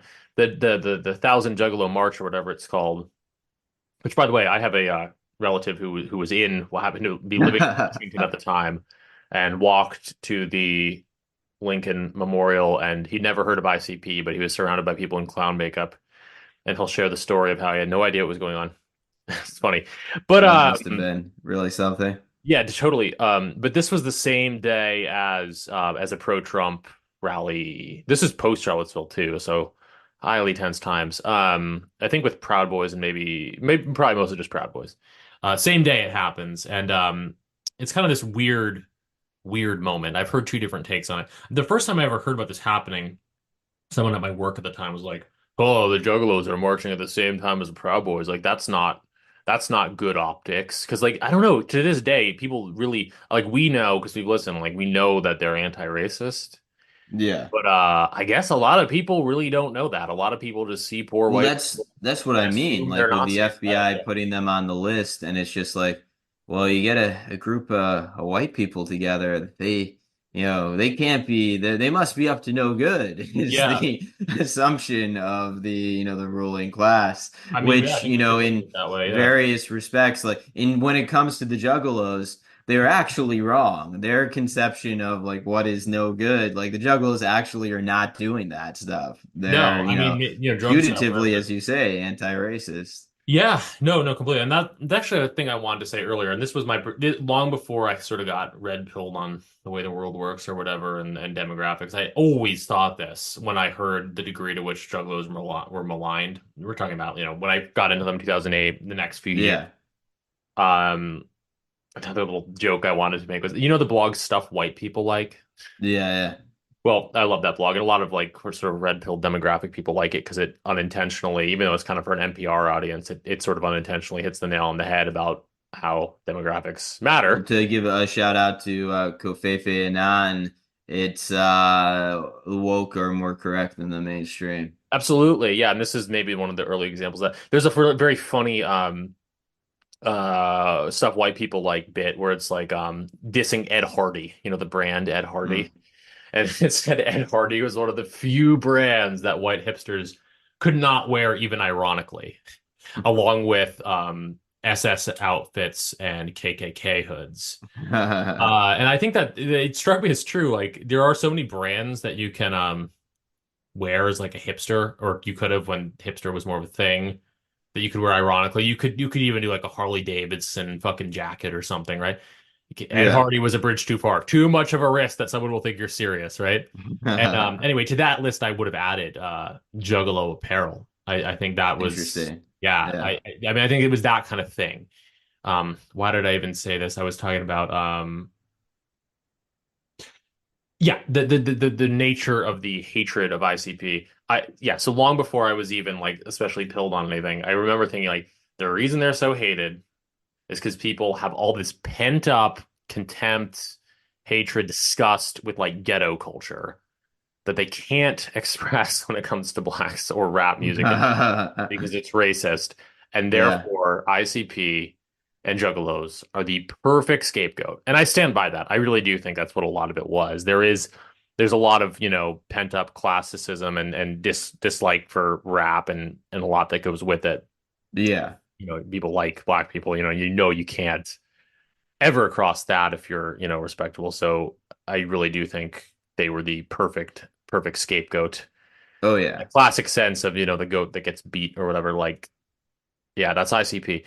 So I do think there is that element, even to the FBI thing of like, yeah, this is a bunch of poor white people together. Like, they don't They're really up have to anyone no looking out. good. They're up to no good, and look, the FBI's also gone after, you know, POC groups too, of course, but there's something especially scapegoated about white groups where they're not going to have a lot of advocates. Again, the nature, this is part of what I want to talk about, the nature of the media's reaction, the mainstream culture reaction to ICP has gotten, I think, quite substantially better for the past 5 to 10 years. And they Mm. did get some advocates after the FBI thing, but certainly at the time, initially, it was like they were low-hanging fruit. They were a very vulnerable target Yeah, thing. absolutely. But to go back to the March incident, not March the month, the Juggalo March incident, there were people who kind of thought it was like bad optics that they would be marching the same day as Trump people. But there's other people, and there's this Antifa meme that I shared with you. It's the Lord of the Rings sort of dwarves and elves fighting side by side. There was this notion of Legolas and Gimli. I never thought I'd be fighting alongside an elf, but it's changed to I never thought I would be fighting alongside a Juggalo, and it's an Antifa Mhm. meme. There was, I Yeah, guess, people who are a little more than know about what juggalos are actually all about, in Antifa and like groups and other just anti-chud, as they would call themselves, groups, sort of tried to embrace it. There's a meme going around like, man, if they punch out one Nazi, like I take back every negative thing I've ever said about them, juggalos, that is. There was that meme. Now, this didn't happen, as far as I know. The marches were entirely separate affairs. Mm. Um, Again, the line from Violent J and other people associated with ICP has always been like, we don't really dig Trump. It's not what we're about, but like, Mm. but not trying to make a big thing out of it. They're not political. Um, Yeah, but I don't know. Maybe this is just in my head, but I feel like that meme kicked around Antifa spheres. It's sort of gained a life of its own, I think. And I really, they were already kind of on the up and up. I remember there was like a documentary called American Juggalo that had come out that was this kind of juggalos are misunderstood fair. They were already on the up and up, but I think really post 2017, it felt like juggalos officially became a thing, no longer to be maligned in Trump's America were juggalos. That was kind of from my yeah, vantage point. There's maybe other vantage points that are not mine. I live in LA. I live around the intelligentsia, whatever. Like maybe there still is like a lot of antipathy towards juggalos and places where there are more juggalos. I don't know. But yeah. my vantage point, it officially became like juggalos are no longer to be maligned. Their shit's actually like anti-racist and lighthearted for the most part. And yeah, I don't know. I feel like there was a sea change around 2017. Did you perceive that at all? Or I think so. Yeah, I yeah, think that certainly this is should have been low-hanging fruit for the establishment because they're hungry to have an example of true masculinity that is white masculinity that is anti-racist. yeah, yeah, Hard to find because for obvious reasons. Why would I hate myself? Why would I blah blah yeah. blah? And so, to the extent that they have found that in the Juggalos, perhaps confusedly so, perhaps, the Juggalos don't, all of them don't fully embrace this or Right. understand this. I don't know exactly. But for, the New York Times, for NPR or whatever, to be able to brand them as such, that makes perfect sense. Plus, I think there's a certain, though the political stuff is fraught, I think we can co-sign on their artistic merit, Oh yeah. and I think it's becoming increasingly clear as we see the rise of underground rap and horrorcore rap, Right. and it's being embraced by tastemakers like Immortal Technique, lauded artist. Hobson, lauded artist. Work with ICP. Yeah. Yeah, I wanted and to say this so earlier. The Jerky Boy, I looked it up. This is maybe I shouldn't have butt in, but the Jerky no, Boys yeah, did a song with ICP. I'm not surprised at all. All right, go keep going. A lot of these reference points make sense. Yeah, Hobson Yeah, also has done songs with them, and yeah, you brought this up before, and this is maybe a decent transition to like talking about the music a little more squarely. yeah, They they have a really goofy side. Um, they have some songs that would strike people as like low IQ humor. I will admit I am not immune from the charms of like eighth grade, you know, kind of scatological and sexual humor. Like there is that, but they have a deeper element to their music. A lot of it's not necessarily like their most well-known songs are some of their most brash and bombastic, but yeah, they're part of this kind of genre hip hop Mm. fringe thing too. They're really good storytellers, as you alluded to. You even compare them to kind of more fringe acts or like more indie acts like Aesop Rock. Like, yeah, they're Yeah. kind of part of that world too. And they're not the most. They're not. I'm not saying they're the most like. They're not winning any academic awards, but like. There is an intelligence to their music. There's also an intelligence to their beats. I could have gone on. The producer they mostly worked on is the same guy who's done a lot of Kid Rock stuff. Is this guy Mike E. Clark? Really, really Okay. talented guy. Of I kind of have a thesis on them of sorts. It's probably less of interest to the new right audience, but I'll just kind of spit it out. Like, mm, contrary to pop, there's this perception of them as like kind of white suburban interlopers into hip hop that's like kind of both true and not true. Again, they genuinely grew up in poverty, although they were sort of from the suburbs, but it's different in Detroit, which is a kind of a whole poverty-stricken region rather than just a city. mm, Long story short, they're even though they're white and slightly outsiders to like the hip hop thing, they kind of embrace Southwest Detroit as their adopted homeland, even though they're not really from it, and embrace different elements of black culture and rap. There's a little bit of that white boy suburban thing, but also coming from a place of poverty. mm. Within that, they really are there from almost the beginning of hip hop in Detroit, late 80s. They're not just like kind of hopping in after rap starts to go commercial. Like they really are there from the beginning. And there's this interesting, this is also I think an original point of mine. There's this interesting element to their music where because it was never embraced by a mainstream rap audience or any kind of mainstream audience, it was kind of allowed to evolve on its own, sort of Galapagos Islands style, so that if you listen to the early stuff, it actually does sound. I'm not saying it's necessarily as good or anything, but or as technically professional or whatever. It sounds a lot like NWA and even like Public Enemy. Like that was kind of the people they were most influenced by. Mm. Um, so they have a very like it's not night and day. Like again, I said when I first listened to the song was "What Is a Juggalo" from Great Milenko. Like that, I couldn't place genre wise, but their early stuff is kind of just rap from this like second or third wave of rap, kind of hitting a more flyover country success. Um, and it's not. They were a more normal rap group on their first EP, their first few albums. Yeah. And it's interesting the degree to which I think they maintain an element because like the skits and everything like that was a big part of like NWA.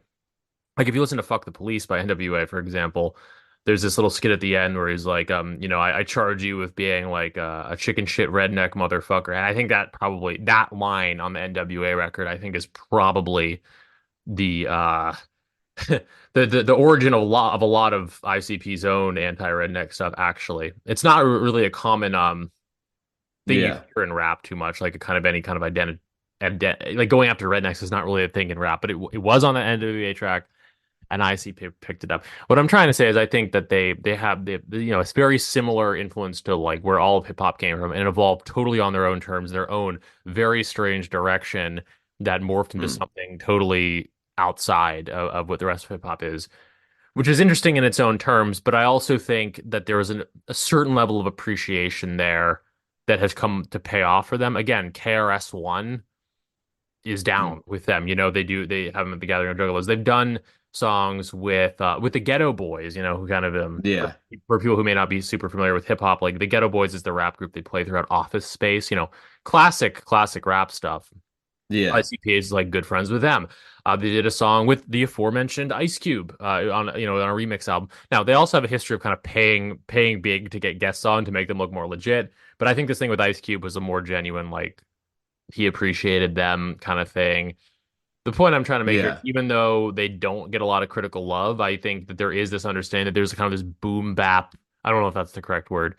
That may mean something else, but there's this element to their music which retains a part of what hip hop really originally was before Pac and Biggie, before rap got mainstream attention and before it hit the pop chart. Certainly these were all Yeah. these weird DIY elements to rap, and I think and it's under talked about, but I think there's an understanding among a lot of rappers that ICP actually is legit and actually is they've kind of there's a more extant element of an original spirit behind hip hop. Even the fact that they're a hip hop group. I mean, think about that. Like that stopped being a thing, but it all used to be groups. Run DMC, Public Enemy, NWA, Yeah, right in there. ICP, the Insane Clown Posse. there we go. It's kind of a through line. And I know we got to wrap soon here.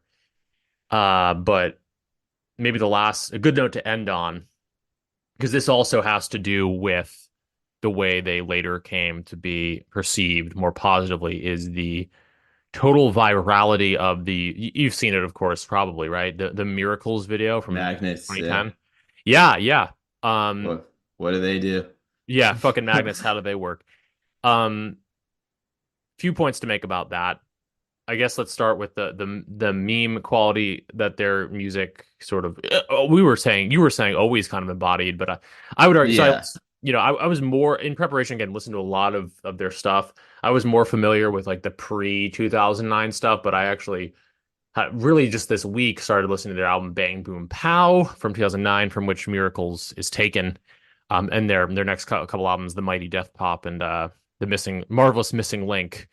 And I didn't think I'd like them because I thought maybe they were kind of played out, but Hmm. I think they really entered a new era of music where they're making songs like Miracles, more lighthearted, funny, but frankly well produced. And I really have to say, maybe it's just because I've been spending too much time listening to them, but I really enjoyed their album Bang Boom Pow. It's like this, they embrace their pop side, and Yeah. it's quite funny and interesting. But you had a point you wanted to make about the kind of mimetic quality of their music, right? I noticed that in their the way their music, even back to Great Malenko, the very early days, this kind of mix of discordant, a lack of congruence between the beat and what is being said, what is, the lyrics. And it evokes a certain style that, we've come to know as meme magic. Yeah, And no, I thought this was interesting. Go on, yeah. yeah, this to me, the kind of like one of the songs we were talking about has like a kind of a talk show almost vibe with like a sort of like breezy music, but then you have like Jay talking over it, or Shaggy, and delivering kind of not sing-songy, but like, just, frankly, just like speaking and saying like really obscene or whatever stuff.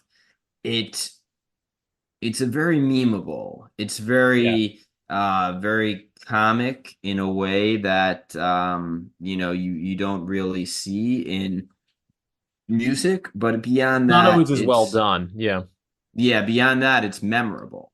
It's Memorable. like, so when I listen to early ICP, to a certain extent, I hear echoes of Chatelet and the meme magic of 2016, which continues until this day, and this kind of like, harnessing the power of Humor. 80s music, kind of with like inappropriate or unexpected messaging, and yes, Yeah, delivered in like a humorous package. you brought up the song "Please Don't Hate Me," which I don't know if it's just because it was an early sort of favorite of mine, but to me is like one of their funniest songs. And I think I once read that this song was like a parody of like the Lilith Fair sort of like Okay, girl with a guitar sound. But it's that about would make fucking your sense. friend's mom, which hate humor, not for everyone. For me, it puts a twinkle in my eye, because I was once in eighth grade not too long ago. You know what I mean? And it's funny and it's well done. And yeah, it is very Absolutely. memeable. Look, I posted my own little meme sort of, or a screenshot, just a screenshot from a video in my face with a little Sure. boy face emoji on my Twitter. Kind of the Jungian archetypes within ICP, within the various characters they introduce on the front of their album covers and within the Dark Carnival mythos, and like the archetype that they embody overall is that of the clown, the most basic thing. And they begin to, I'm Jungian in my outlook on this, as with the best memes, they embody something starting as a flashpoint of humor. They come to embody something much Mm. bigger than just them. These are archetypes of the collective unconscious that they kind of scratch into. Um, and that's why I think this point about the kind of meme quality of ICP is also relevant to what the note I sort of want to end on, which is the spiritual component of ICP. Mm. The Miracle song itself basically becomes a meme. The SNL parody. I remember the SNL parody was funny, but it was almost like the original song was kind of funnier. But Yeah. also low key, and I'll own this. I agree with almost everything they say in Miracles. They are, there's some kind of I fucking love science people who got angry when they said scientists are lying and getting me pissed. But they later clarify, we're not actually anti-science, we're anti-disenchantment. I don't think they use that word. That's more of a Yeah. people who read Julius Evola type word to use, perhaps. But nevertheless, that's what they're talking about. They're talking about disenchantment. They're talking about having kids and seeing life through their eyes and realizing that people undersell this sort of astonishment at being alive that we can have in these wondrous things in the world. Yeah, I vibe with Miracles pretty hard. Maybe there's some post irony here. Like obviously, yes, it's a silly song, it's a silly video, but no, they're right. They're right about disenchantment, and I agree with every line. How do magnets work? I don't know. Just kidding. But like, No, I literally don't know. I couldn't tell you. I know that there's a rational explanation, but I I vibe I pretty only hard. vaguely know the science, so yeah, I mean, close enough. I mean, I Right, think right. most people don't know how Yeah. magnets work. Totally not. And like the and Dan, I kind of meant to send this to you in advance, but I'll send it to you after and maybe I'll link it or something. There's one chapter of Behind the Paint that I think is more worth listening to than any other. And it's basically when Hmm. Violent J talks about he has this vision which he describes as maybe a panic attack. Maybe it's more of a panic attack because he does have issues with panic attacks, and maybe this is his first one, but it's also a vision that he has of a dark carnival. And Okay. according to him, every like it's like getting struck by lightning in like 1991, like right before they start to release Yeah. most of it. They'd released some music. The project was underway, but they hadn't really gotten to the core of the Joker's cards. In his mind, it's kind of like people talk about this with psychedelics too. Fucking what's his name from Scientology says he had this dream where he saw everything. Basically, Violent J has his own L. Ron Hubbard, I'm talking about, of course. That's not that Hmm. relevant to ICP, but I'm just saying that a lot of influential people and artists and various scammers have these supposed visions where they understand everything. And for Violent J, it's this vision of the Dark Carnival, which he then, like, according to him, everything that came after with ICP was just an attempt to remember shit he saw in that vision. And Interesting. it was like getting struck by lightning. The whole thing came from God. Later on, again, there's this weird relationship with Christianity, I think. Again, this is under talked about, even though there's a lot of juggalo revisionism, like they're understood. There's still a lack of, I think, serious thinking about other aspects of ICP. And I think one thing is that, like, yes, he grows up with this very religious mother and, who's like Protestant, evangelical, Christian. He himself Hmm. says he hasn't been to church in 30 years or something, but it is so obvious that everything about what he stands for and believes is imbued with this very Christian. They're not Christian. They say they're not. And I think it is something more universal than that, which that too is this funny thing where it's like, oh, you could say they're not Christians, this kind of American lazy whatever attitude, or you could say like, oh, it's more like Julius Evola, it's this it's they're like a very low key version of perennialism because they're not merely Christian, but rather trying to tap into this bigger idea. I kind of vibe with Hmm. it and like anyway, I think that it's an under sort of talked about thing that they're so deeply religious, even though they say the Dark Carnival and their mythos is not a religion in and of itself. The religious fervor behind the Mm. music, I think, is entirely real. I don't know what this panic attack that he had was, but maybe he's exaggerating the specificity of the vision and the things he saw in the past tense. But I'm a Jungian in my outlook. I basically think it's all real. Mm. Whatever he thinks he's channeling is indeed an idea much bigger than himself. He Mm. maybe he undersells himself. Obviously, there is a kind of genius to ICP and Violent J in particular, and their business acumen and what Yeah. he'll always be the first to kind of describe himself as like just a scrub and an idiot, whatever. I think he's Yeah. smarter than that, but he's not fucking Bill Shakespeare. But I think that a lot of the more spiritual depths that ICP plumbs into, I do think there's genuine sophistication to, and I think basically what I'm saying is like Sure. Yeah. I vibe with this element of ICP that people make fun of, and I think it is something much bigger than themselves. This, in a very abstract way, ties into the meme thing you're talking about. I mean, this is obviously a lot of their memes are just kind of funny stuff about banging your friend's mom or whatever, but then there is that religious, we're all kind of going to be saved element to Yeah. it, and I specifically vibe with it creatively. It's like so many people in artistic communities, obviously not even to get started like the quote unquote literary community, would shrug off ICP as like trashy, but like the degree to which they make later songs about this too. There's a song called Found from their 2015 album that I found myself surprisingly moved by, when I listened to it the other day.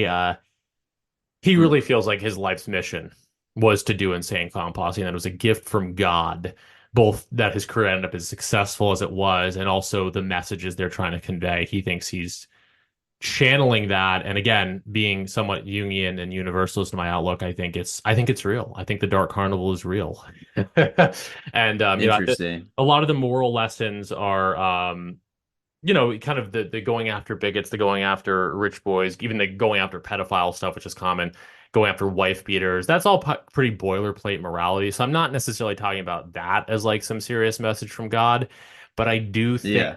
that the creative explosion of ICP and the way the energy they've had for 30 years is absolutely aspirational, absolutely ties into my own understanding of spirituality and what it's all about, especially as an artist.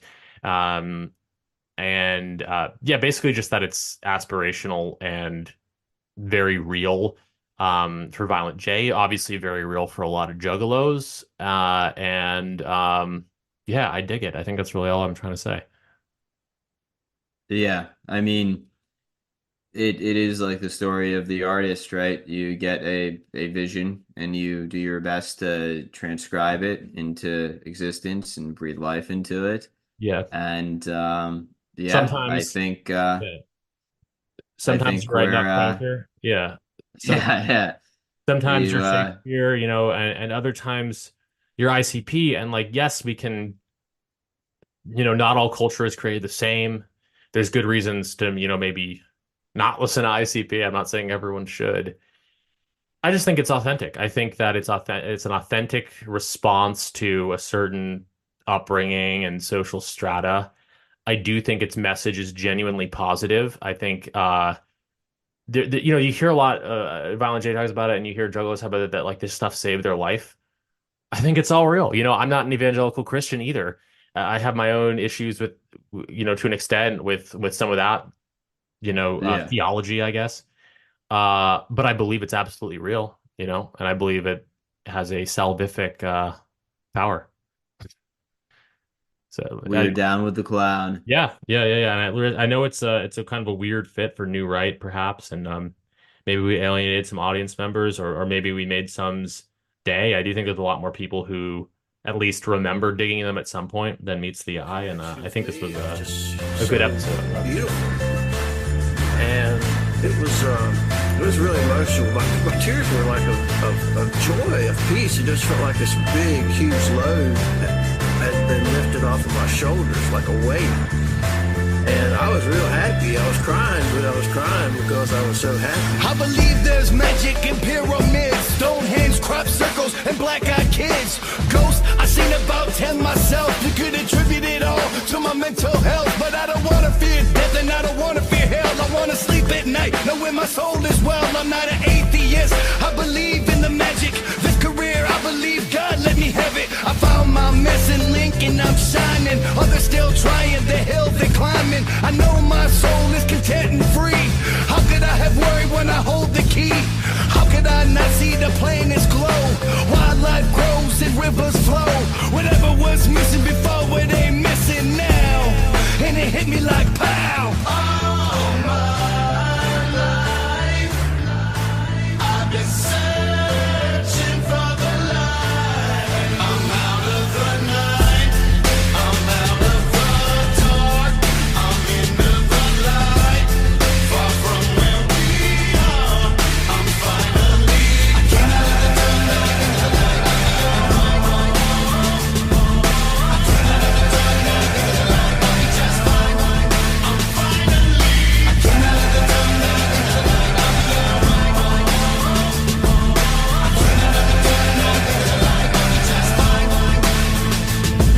I slipped right up out of that quicksand, knocked out a dragon with my quick hand. I found my link and I damn sure locked it in. It ain't never getting dropped again. So lift that darkness off my eyes. So much color bursts through the skies. 86 shades in a purple sunrise. I'm safe, kid, I tell no lies. Night ain't scary when you don't fear death, and you can't suffocate when you don't need breath. I'm chilling so hard that fire can't fade me, 'cause I'm good with the one who made me. I never wanna not be good with God and let the devil come and pull your card. Everything that was missing, it ain't missing now. And it hit me like pow. All my life, I've been searching for the light. I'm out of the night, I'm out of the dark, I'm into the light. Far from where we are, I'm finally